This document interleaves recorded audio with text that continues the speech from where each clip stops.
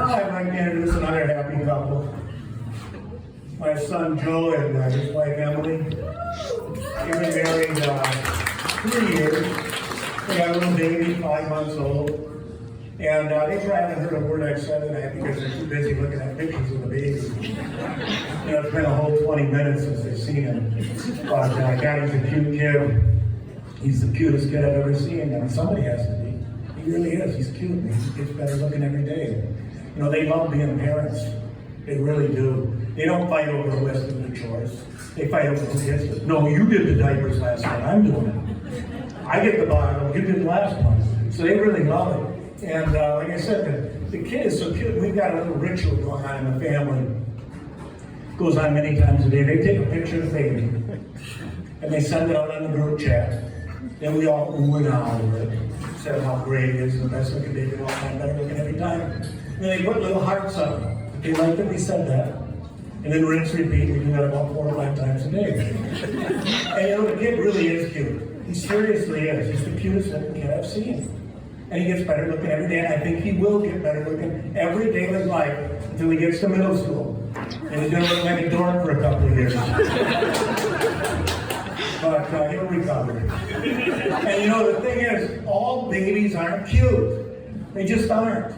Just like all people aren't good looking. Let's face it, all babies aren't cute. And that's why I try to avoid newborn babies at all costs. I don't want to have to lie to the parents.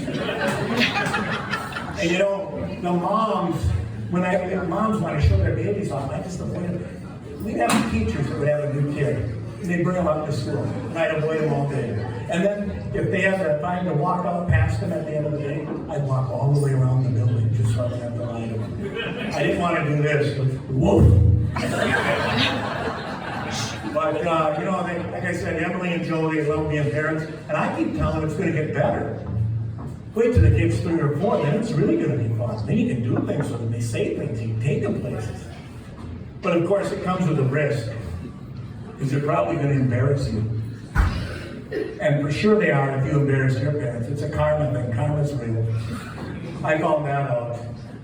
I used to embarrass my folks all the time. God, I said some shitty things. I bet you guys have some lives in there. But I said so many things. They said, you're going to get it. Wait till your kids embarrass you. And so Joe did, with his twin brother Sam, who I'll introduce later. But I took him to the store, a grocery store, there about 3 or 4. We were standing in one long line, waiting for the cashier to broke off into 2 cashiers. One of the cashiers was a beautiful young blonde girl, a bombshell, a knockout. I didn't think my boys would notice. They did. And the other one was a woman who I don't know her name. But if I was going to name her based on her appearance, she would have been named Igor. Anyway, we get up there, and for some reason we get into Igor's line. And this really pissed my son Joe off. So we get up there, and before we can even put the stuff on the counter, Joe hollers out for the entire place to hear.